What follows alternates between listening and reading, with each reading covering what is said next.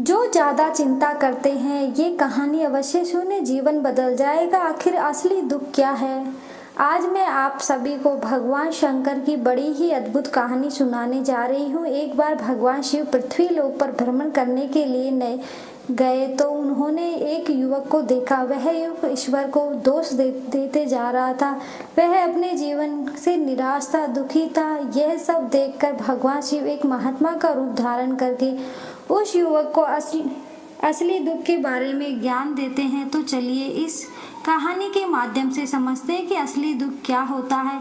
अगर आप यह कहानी सुन रहे हैं तो पूरा सुनिएगा। इस कथा का आधा अधूरा छोड़कर जाने की गलती मत करिएगा, क्योंकि इस कथा को सुनने वाले को मन चाहे फल की प्राप्ति होगी। इस कथा को पूरा सुनने। आप शिव भक्त हैं तो भगवान भोलेनाथ का अनादर ना करें। सुख और दुख एक ही सिक्के के दो पहलू हैं। सुख और दुख हमारे जीवन में लगातार आते ही रहते हैं और हमें लगता है कि हमारे जीवन में हजारों दुख हैं, हजारों समस्याएं हैं। लेकिन अगर आप वास्तविक तौर पर देखें तो अगर आप इस बात को अच्छी तरह से समझते हैं तो यह समझ पाएंगे कि हमारे जीवन में केवल एक ही दुख होता है। वो कौन सा दुख है और उस दुख का निवारण क्या है, उस दुख का समाधान क्या है, हम यदि जानने की कोशिश करते हैं इस कहानी के माध्यम से। एक समय की बात है, एक गांव में एक व्यक्ति रहता था। उसका नाम हरिहर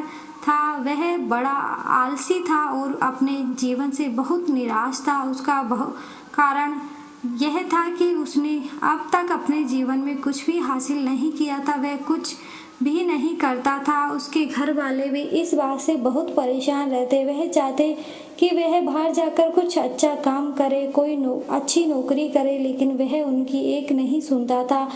उसके घर वाले दूसरों का उदाहरण देकर उसे ताना मारते, उसे तरह तरह की बातें करते थे, लेकिन उसे कोई फर्क नहीं पड़ता। जबकि उसके सारे मित्र कामयाब हो चुके थे। कोई अच्छा व्यापार कर रहा था तो कोई अच्छी नौकरी कर रहा था, जिस कारण जब भी वे लोग मिलते तो वो लोग अपने बढ़ चढ़कर बड़ाई किया करते थे। लेकिन हरिहर कुछ करता ही नहीं था, जिस कारण जब भी कोई उससे पूछता कि तुम क्या कर रहे हो तो वह कुछ करता था नहीं। इसलिए वह हमेशा सबसे केवल एक ही बात कहता कि मैं कोशिश कर रहा हूँ, लेकिन उसकी कोशिश का कोई भी फल किसी को नजर नहीं आ रहा था। देखते ही देखते अब एक ऐसा समय आ चुका कि हरिहर सभी किससे मुंह छुपाता रहता था, ताकि उससे कोई यह ना पूछ ले कि तुम क्या करते हो। इसलिए वह कभी किसी के सामने भी नहीं आता था। धीरे धीरे उसका मन दुखी होने लगा था। हरिहर अब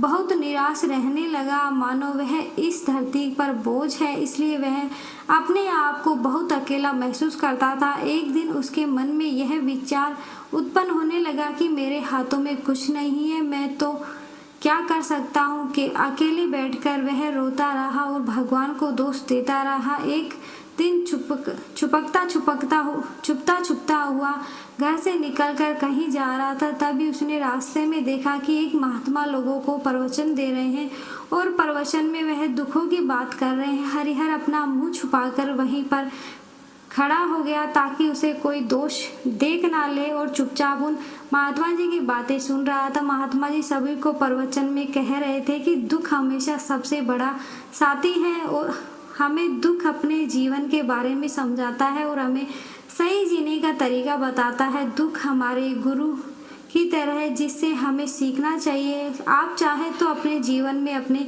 दुखों को अपना गुरु बना सकते हैं और उससे सीख सकते हैं, या फिर आप चाहे तो अपने दुखों पर बैठकर रो सकते हैं, लेकिन इससे आपको कोई लाभ नहीं मिलेगा, बल्कि आप दिन प्रतिदिन और कमजोर होते जाएंगे, निराश होते जाएंगे। हरिहर छुप छुप कर उन महात्मा जी की बातें सुन रहा था। जैसे ही उपदेश खत्म हुआ, हरिहर उन महात्मा जी के पास पहुंचा और कहने लगा, हे महात्मा जी, अभी आप कुछ देर पहले दुख को गुरु कह रहे थे। आप कह रहे थे कि दुखों से हमें सीखना चाहिए, हमें उन्हें अपना गुरु बनाना चाहिए, लेकिन मैं भी तो अपने दुखों से परेशान हूँ, अपने जीवन से परेशान हूँ। मैंने अब तक जो दुख झेले हैं, मुझे तो कभी ऐसा प्रतीत ही नहीं हुआ कि मेरे दुख मुझे कुछ सिखा रहे हैं, बल्कि मुझे तो हमेशा यही लगता है कि वह मुझे पीड़ा दे रहे हैं, तकलीफ दे रहे हैं, और दुख की पीड़ा बहुत भयंकर होती है। ऐसा लगता है जैसे वह अब उनके साथ हमारा जीवन समाप्त हो जाएगा। इसके बाद हमें कुछ नहीं मिलने वाला, और यह तक कि हमें मृत्यु भी उसके सामने कम लगने लगती है। जब लोग ताने मारते हैं, जब लोग यह कहते हैं कि तुम क्या कर रहे हो, तो मन को बहुत ठेस पहुंचती है और मैं उनसे कुछ नहीं कह पाता हूँ। हरिहर की बातों को सुनकर महात्मा जी कहने लगे, बेटा तुम्हें क्या दुख है और तुम दुख के बारे में ऐसी बातें क्यों कर रहे हो। हरिहर ने अपने ऊपर बीती हुई सारी बातें उन महात्मा जी को बता दी और कहने लगे, हे महात्मा जी, क्या आपके पास मेरे दुख का कोई समाधान है। हरिहर की बात सुनकर महात्मा जी मुस्कुराए और कहने लगे, बेटा जब तुम्हारे जीवन में असली दुख आए तो तुम मेरे पास आना, मैं तुम्हारे दुख का समाधान अवश्य करूंगा। उन महात्मा जी की बात सुनकर हरिहर अचरज में पड़ गया। उसे यह समझ में नहीं आ रहा था कि क्या उसने अब तक जो दुख झेले हैं वे असली दुख नहीं है। उसने जो अब तक पीड़ा झेली है, लोगों के ताने सहे हैं, जो तकलीफ उठाई है, क्या वह असली दुख नहीं है। आगे वह मन ही मन अपने आप से कहता है कि जब मुझे मेरे अपने नहीं समझ पा रहे हैं तो यह महात्मा जी मुझे क्या समझेंगे। इतना सोचकर हरिहर वहां से अपने घर की ओर चला आया। अब हर लोगों के ताने सुन सुनकर बहुत थक चुका था, वह बहुत निराश हो चुका था, जिस कारण उसने निर्णय किया कि अब कुछ करके दिखाऊंगा। उसने अपने पिता से थोड़ा सा रुपए लिए और उस रुपए से उसने एक व्यापार शुरू किया। उसके पिता बहुत खुश थे कि कम से कम मेरा बेटा कुछ करने का प्रयास तो कर रहा है, लेकिन उसे उस व्यापार में कोई सफलता नहीं मिल रही थी, जिस कारण वह बहुत ही हताश हो चुका था, वह बहुत निराश हो चुका था। हरिहर को यह समझ में नहीं आ रहा था कि वह क्या करे, किस तरह से अपने व्यापार को आगे बढ़ाए। तभी उसके पिता ने उससे कहा, बेटा कोई बात नहीं, इसी तरह से प्रयास करते रहो, आज नहीं तो कल सफलता अवश्य मिलेगी। हरिहर ने अपने पिता की बात मानी। हरिहर अब अपने व्यापार में और भी कड़ी मेहनत करने लगा। धीरे धीरे उसे सफलता मिलने लगी और फिर उसने रफ्तार पकड़ ली। देखते ही देखते केवल 2 साल के अंदर वह एक बहुत बड़ा व्यापारी बन गया। अब उसके पास धन दौलत की कोई कमी नहीं थी। जो लोग हरिहर को पहले नापसंद किया करते थे, वही लोग अब उसे पसंद करते थे, उसकी चिंता करते थे, उसके कार्यों को सराहना करते थे। उसके माता पिता भी अब अपने बेटे से बहुत खुश थे और उसकी सफलता के से अत्यंत प्रसन्न भी थे। धीरे धीरे हरिहर के मित्रों की संख्या लगातार बढ़ती जा रही थी। हरिहर कुछ मित्रों ने उसे यह भी सलाह दी कि उसे अपना व्यापार और तेजी से बढ़ाना चाहिए, उसे अपना व्यापार को और फैलाना चाहिए। जब तुम आज केवल इस नगर के सबसे बड़े व्यापारी हो, तब तुम इतना खुश हो, तुम्हारे साथ बहुत सारे लोग हैं। वहीं पर तुम सोचो कि जब तुम इस राज्य के सबसे बड़े व्यापारी बन जाओगे, तब तुम्हारे पास यह से लोगों की भीड़ लग जाएगी। लोग तुमसे मिलने के लिए समय निकालेंगे, यहाँ तक कि इस राज्य का राजा भी तुमसे मिलना चाहेगा, तुम्हारी तारीफ करेगा, और यदि कभी ऐसा जरूरत पड़ी तो वह तुमसे धन भी उधार लेने के लिए अवश्य आएगा। हरिहर को अपना दोस्त की यह बात बहुत पसंद आई। हरिहर ने सोचा कि मेरे मित्र सही कह रहे हैं, मुझे अपने व्यापार को और बड़ा करना चाहिए और सफलता फैलाना चाहिए, तभी तो हर कोई मेरे बारे में जान सकेगा, हर कोई मुझे पहचान सकेगा। उसने बिना देरी किए समय को बिना गवाए अपने व्यापार में और मेहनत करने लगा, लेकिन आपकी बार उसके मन में धैर्य नहीं था, जिस कारण उसने कुछ अनुचित कदम उठाए ताकि उसका व्यापार जल्दी से जल्दी बड़ा हो जाए। उसने कई लोगों से अधिक मात्रा में धन उधार ले लिया, जिससे उस पर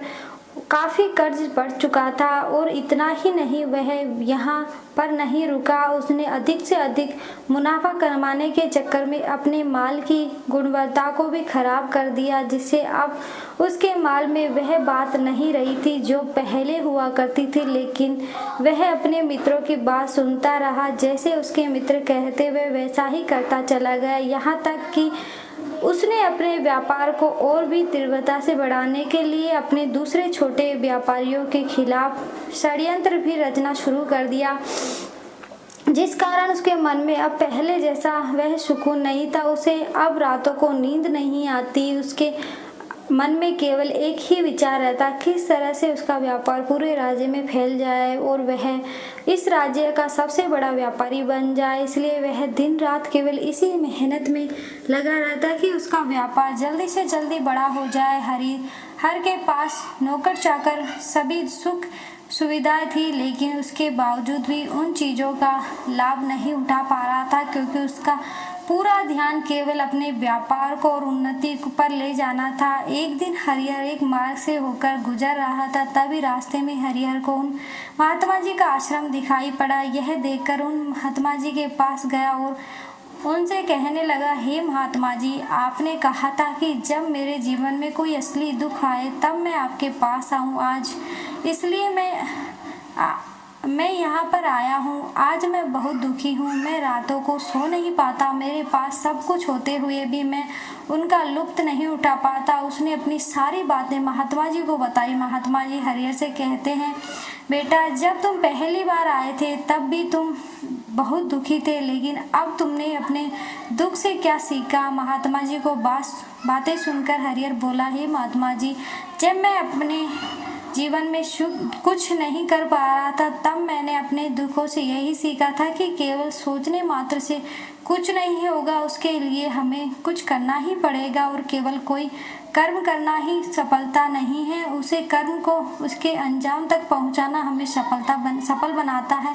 फिर चाहे रास्ता कैसा भी हो, फिर चाहे परिस्थितियां कैसी भी हो क्यों ना हो, फिर चाहे कितनी भी बाधाएं आपके रास्ते में क्यों ना आ जाए, चाहे ऐसा क्यों ना लगता है कि अब हमारे जीवन में कुछ नहीं बचा, हम कुछ नहीं कर सकते, तब भी हौसला बनाए रखो। उम्मीद नहीं छोड़नी चाहिए और अपने कार्यों पर अड़े रहना चाहिए। यह सोचकर जब तक मैं अपने कार्यों को सफल नहीं कर लेता, तब तक मैं अपने लक्ष्य तक नहीं पहुंच जाता, तब तक मैं इस कार्य को करता रहता हूं। मैं इस कार्य में अवश्य ही सफल होकर रहूंगा, क्योंकि लोग केवल सफल होने को महत्व देते हैं, उसके कर्मों को नहीं। हरिहर की यह सारी बातें सुनकर महात्मा जी कहने लगे, बेटा, जब तुम्हारे जीवन में असली दुख आए तब तुम मेरे पास आना, मैंने तुम्हारी समस्या का समाधान अवश्य करूंगा। इतना कहकर महात्मा जी वहां से चले गए। हरिहर फिर से उनकी ये बात सुनकर आश्चर्यचकित हो गए। उसे अभी यह समझ में नहीं आ रहा था कि उसने जो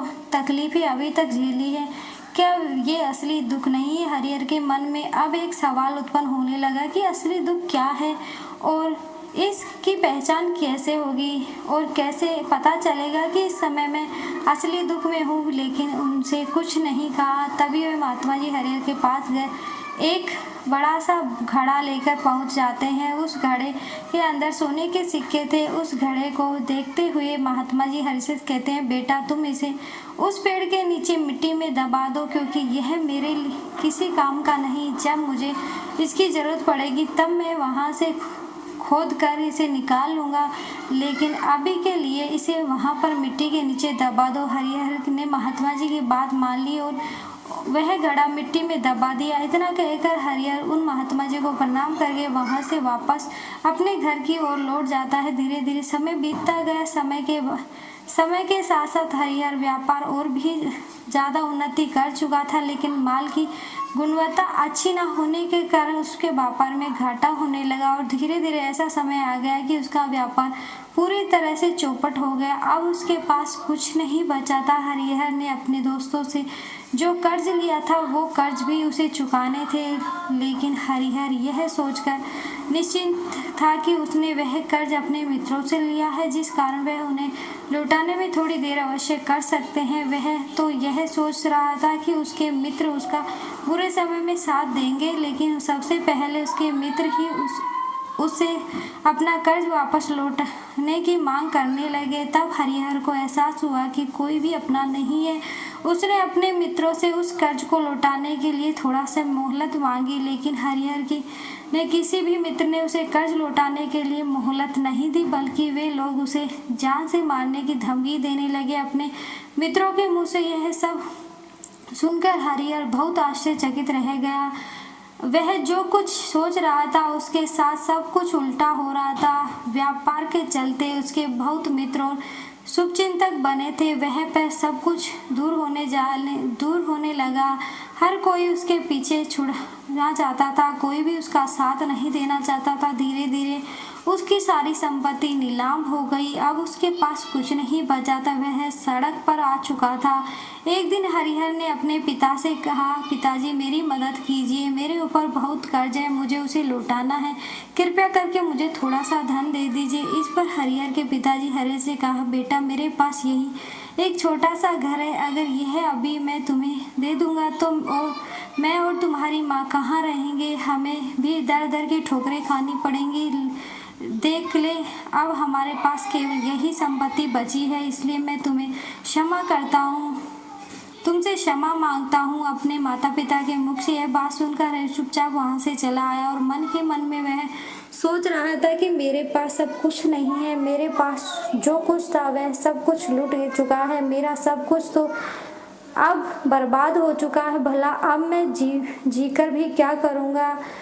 अब मेरे पास केवल एक ही रास्ता है जिसमें मैं अपना कर्ज को अपने पीछे छुड़ा सकता हूँ। यह सोचते हुए एक ऊंची पहाड़ी की ओर पहुँचा। जब वह पहाड़ी पर चढ़ने की ही वाला था कि तभी उसे याद आया कि उन महात्मा जी ने कहा था कि जब तुम पर असली दुख आए तभी तुम मेरे पास आना, मैं तुम्हारी समस्या का समाधान अवश्य करूंगी। यह सोचकर हरिहर के मन में एक बार फिर से उम्मीद की लहर दौड़ पड़ी। हरिहर दौड़ता हुआ उन महात्मा जी के पास पहुंचा। हरिहर ने उन्हें प्रणाम करके अपने ऊपर बीती हुई हर बात उन्हें बता दी और कहने लगा, हे महात्मा, आपने कहा था कि जब मेरे ऊपर असली दुख आए तब मैं आप उसका समाधान अवश्य करेंगे। तभी वह महात्मा जी हरिहर की बात को सुनकर मुस्कुराने लगा और कहने लगा, बेटा कहा है असली दुख, जब तुम्हारे जीवन में असली दुख आएगा तो मैं उसका समाधान अवश्य करूंगा।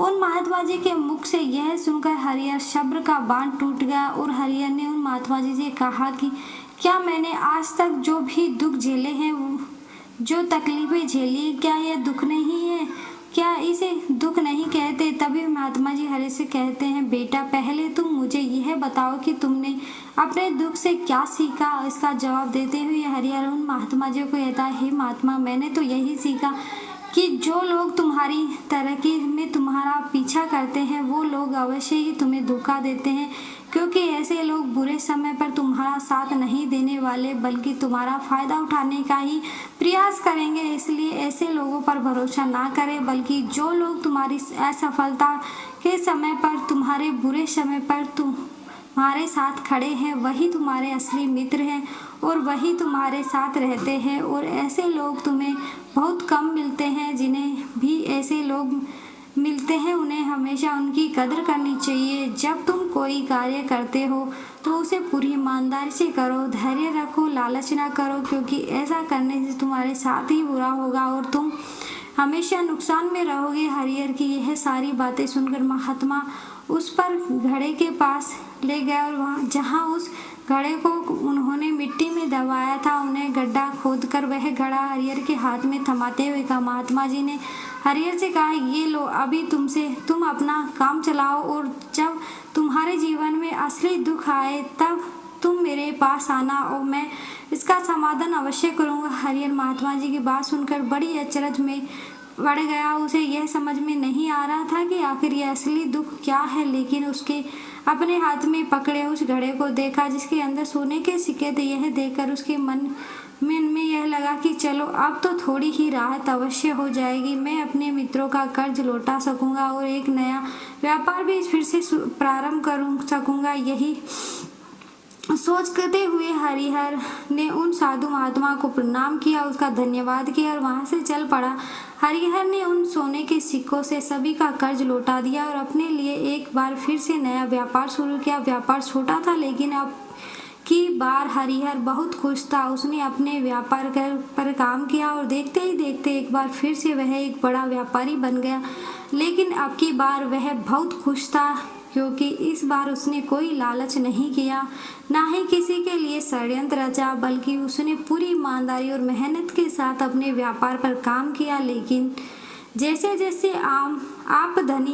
आमदनी होती जाती, जैसे जैसे आप अमीर बनते जाते हैं, आपके मन में एक डर और उत्पन्न होने लगता है, और वह डर है अपनी दौलत को खो न देने का, जिस कारण आप लोग दान पुण्य करना शुरू कर देते हैं, लोगों की मदद करते हैं, ताकि आपके जीवन में कभी कोई दुख ना आए। लेकिन यह जीवन सुख और दुख का संघर्ष है, जिसके कारण हर किसी को सुख और से होकर गुजरना ही पड़ता है। इसी वजह से एक बार फिर से हरिहर के जीवन में एक और दुख का आगमन हुआ। अब की बार उसके माता पिता दोनों की मृत्यु हो गई। हरिहर अपने माता पिता से बहुत प्रेम करता था, इसलिए उसके मन की बहुत गहराई घातक पहुंची। जब आखिरी बार वह उन्हें देखा रहा था, तो उसके मन में हजारों सवाल उत्पन्न होने लगे। उसने सोचा कि जिस संपत्ति के लिए वह हमेशा लड़ते झगड़ते रहते थे, आज उसकी देखभाल के लिए कोई नहीं था। उसके माता पिता ने जो भी मेहनत की, जो भी अपने जीवन में इकट्ठा किया, सब यही रह गया। लेकिन अब सब खत्म हो चुका था। हरिहर का मन अब बहुत बेचैन हो गया था। उसके मन में हजारों सवाल उत्पन्न हो रहे थे और वह अपने आप को बहुत अकेला महसूस कर रहा था। उसे बहुत खाली समय महसूस हो रहा था। उसने इधर उधर देखा, लेकिन उसे कुछ नहीं समझ में आया। तभी उसे उन महात्मा जी की याद आई। वह तुरंत ही भागा उन महात्मा जी के पास पहुंचा। उसे देखते ही महात्मा जी ने हरिहर से पूछा, क्या बात है बेटा, कोई फिर से दुख आ पड़ा है? तभी हरिहर ने कहा, नहीं गुरुदेव, आप तो सब ठीक है, लेकिन आज मेरे माता पिता की मृत्यु हो गई है और मैं बहुत अकेला महसूस कर रहा हूँ, मैं बहुत दुखी महसूस कर रहा हूँ। महात्मा जी हरिहर से कहते हैं, बेटा इसमें दुख होने वाली क्या बात है, यह तो जीवन है, यहाँ पर कोई भी रहने नहीं आया, ना ही कोई रहेगा। हम सब एक ना एक दिन मृत्यु को प्राप्त हो ही जाएंगे, और मृत्यु कब आएगी यह किसी को नहीं पता। हो सकता है कि तुम्हारी मृत्यु कल ही हो जाए। मैं तो अभी जवान हूँ और मुझे तो अभी अपनी पूरी उम्र जीना है। मैं तो कुछ करना चाहता हूँ, और आप कह रहे हैं कि मैं भी मृत्यु को प्राप्त हो सकता हूँ। मृत्यु कभी किसी की उम्र देखकर नहीं आती, और ना ही किसी को बताकर आती है। सारी बातें सुनकर हरिहर और भी ज़्यादा बेचैन हो गया, और वह चुपचाप वहाँ से चला आया। उसके मन का वह खालीपन अभी वैसा ही था। हरिहर अपने आप को बहुत अकेला महसूस कर रहा था। उसके बाद में उसका मन अपने व्यापार में भी नहीं लग रहा था। जब भी वह कोई कार्य करने लगता, तो उसके मन में बहुत सारे प्रश्न उठने लगते कि वह क्या कर रहा है और उसने इस कार्य को क्यों किया है। इसके मन में अब एक और प्रश्न उत्पन्न होने लगा था कि क्या हम यहाँ पर अकेले इसलिए आते हैं कि इस जीवन को भोगे और एक दिन मृत्यु को प्राप्त हो जाए? जीवन का असली मतलब क्या है? उसने कई विद्वानों से पूछा, अपनी तरफ से जो मुमकिन हो सका खोजबीन की, लेकिन उसे कोई संतुष्टपूर्ण जवाब नहीं मिल पा रहा था। और जब उसे कोई जवाब नहीं मिल रहा था, तो उसका दुख और भी बढ़ गया, जिस कारण उसके मन की बेचैनी और भी बढ़ चुकी थी। और उसे यह समझ नहीं आ रहा था कि वह क्या करे, कहाँ जाए, किससे पूछे। तभी फिर से उन महात्मा जी की याद आई। हरिहर फिर से उन महात्मा जी के पास पहुंचा और उनसे अपने मन की सारी बात बताई। उन महात्मा जी ने बताया। महात्मा जी हरिहर की कहते हैं, बेटा आज पहली बार तुम्हारे जीवन में असली दुख उत्पन्न हुआ है, जिसे हम दुख कह सकते हैं, जो दुख कहलाने लायक है कि हमें पता नहीं है कि हमें क्या कर रहे हैं, कहाँ जा रहे हैं, क्या कर रहे हैं, वह कौन है, क्या है, क्यों है, हम क्या है करना चाहते हैं। तभी हरिहर उन महात्मा जी से कहते, महात्मा जी आप मेरे इस प्रश्न का निवारण कीजिए। महात्मा जी हरिहर से कहते हैं, हम सब के अंदर क्रोध, लालच, लोभ जैसी कई वासनाएं हमारे अंदर घर करके बैठ जाती है, जिस कारण हम अपने जीवन को टुकड़ों में जीते हैं और हमारी चेतना कभी एक नहीं हो पाती। हम कभी एक जगह जगह सोच नहीं पाते, समझ नहीं पाते। हमारे ऊर्जा शक्ति भी पूरी तरह छिन्न भिन्न हो जाती है। और आजकल इस दौर में हमारे पास तो इतना भी समय नहीं है कि हम एक पल निकाल करके एक पल के लिए मुड़कर अपने आप को देख सके, अपने आप को समझ सके कि वास्तविकता में हर कोई यहाँ पर अपने जीवन भर केवल दुख दुख कहकर चिल्लाता रहता है। उसका समाधान निकालने का हर मुमकिन प्रयास करता है, लेकिन जिसे हम दुख समझते हुए तो दुख है ही नहीं, तो इसका समाधान आपको कहाँ से मिलेगा। यह तो परिस्थितियाँ हैं जिसके कारण हम अपने आप को दुखी समझते हैं, अपने आप को तकलीफ में समझते हैं। जैसे ही हम एक परिस्थिति से निकलते हैं, हमें किसी दूसरी परिस्थिति में फंस कर रह जाते हैं। जिस प्रकार हम पहली समस्या का सामना करते हैं, उसी प्रकार हम दूसरी का भी सामना करते रह जाते हैं। और जब हम उन परिस्थितियों में हार मान लेते हैं, तब हम लगता है कि हमारे सामने कोई रास्ता ही नहीं बचा। तब हमारे सामने केवल एक ही रास्ता नजर आता है, वह मृत्यु। केवल यह कोई समाधान नहीं है, कोई रास्ता नहीं। इसलिए यदि आप सचमुच अपनी समस्या का समाधान चाहते हैं तो अपने आप को इकट्ठा करना सीखे, अपने ऊर्जा को इकट्ठा कीजिए और अपने ऊपर ध्यान लग कर मृत्यु से पहले अपने आप को पहचानो, अपने आप को जानो, अपने आप को बिखरने मत दो। तभी हरिहरन महात्मा जी से कहता है, गुरुदेव क्या फिर हम इस जीवन को नहीं जीना चाहिए? क्या हम अपनी इच्छाओं को पूरा नहीं करना चाहिए? महात्मा जी हरिहर से कहते हैं, बेटा हमें किसी से भी लगाव नहीं रखना चाहिए, हमें अपनी इच्छाओं को मार देना चाहिए, हमें ज़्यादा संपत्ति इकट्ठा नहीं करना चाहिए, क्योंकि हम मनुष्य की इच्छाएं कामनाएं ऐसी होती हैं जैसे मानो एक पर्वत से गिरता हुआ झरना, जिस पर किसी का नियंत्रण नहीं सिवाय देखते रहने के तो और परेशान होने के। लेकिन जब तुम अपने ऊपर ध्यान देने लगोगे, तब तुम्हें अपने आप को पहचानने जाते हो, समझ जाते हो, तब तुम इस पर नियंत्रण पा सकते हो। तब इस इच्छाएं भी तुम्हारे बस में होती हैं और यदि तुम चाहो उन इच्छाओं की पूर्ति अवश्य कर सकते हो। महात्मा जी की सभी बातें सुनकर हरिहर ने महात्मा जी से कहा, हे गुरुदेव आपका बहुत बहुत धन्यवाद, आपने मेरी सबसे बड़ी समस्या का समाधान आज कर दिया है। मैं आज से अपने आप को एकाग्रित करूँगा। गुरुदेव मानव शरीर के बहुत ऊर्जा है, बहुत शक्ति है, पर वह बेकार के कामों में लग जाती है, जिस कारण हमारा जीवन भी बेकार की चीज़ों में लगा रहता है। लेकिन हम कभी भी इस पर अपना ध्यान नहीं देते, हम कभी भी अपनी ऊर्जा को केंद्रित नहीं करते। हमारा जीवन भी कुछ ऐसा ही है, हमें अपने जीवन में हमेशा ऊपर वाले सवालों करते रहते हैं। हमारे जीवन में इतने दुख क्यों हैं? हमें सभी के मन में जीवन में इतना दुख क्यों है? हमें सभी के मन में यह सवाल तो अवश्य ही उठता है और इसका जवाब है ईश्वर यह चाहता है कि हम अपने जीवन के अंतिम दुख तक पहुंच सके, उस गहराई तक पहुंच सके जहां हमें यह पता चल सके हमने अभी तक अपने आप को नहीं जाना, अपने आप को नहीं पहचाना। मानव शरीर के अंदर जो ऊर्जा है, वो शक्ति है, उसके बारे में हम अभी तक नहीं जानते। हमें अपने आप को चाहे तो एकत्रित कर सकते हैं, अपने आप को एक नियंत्रण कर सकते हैं, लेकिन हम अपनी इस ऊर्जा को व्यर्थ ही की चीज़ों में लगा देते हैं, जिस कारण हमें अपने आप को कभी नहीं पहचान पाते, ना ही कभी अपने आप का पर नियंत्रण कर पाते हैं। लेकिन यदि आप अपने आप को जानना चाहते हैं, अपने आप को पहचानना चाहते हैं, तो पहले आपको खुद को एकत्रित करना होगा, अर्थात ध्यान लगाना होगा। ध्यान से ही आप अपनी उन समस्याओं का समाधान निकाल सकते हैं। तभी आप अपने आप को पहचान सकते हैं, जान सकते हैं और अपने जीवन को हर दुखों का समाधान भी कर सकते हैं। श्रोताओं, इस वीडियो के माध्यम से असली दुख क्या है, इस बारे में आप तक ये बातें पहुंचाने की छोटी सी कोशिश है। वीडियो अच्छी लगी तो वीडियो को लाइक करें, चैनल को सब्सक्राइब जरूर करें। धन्यवाद।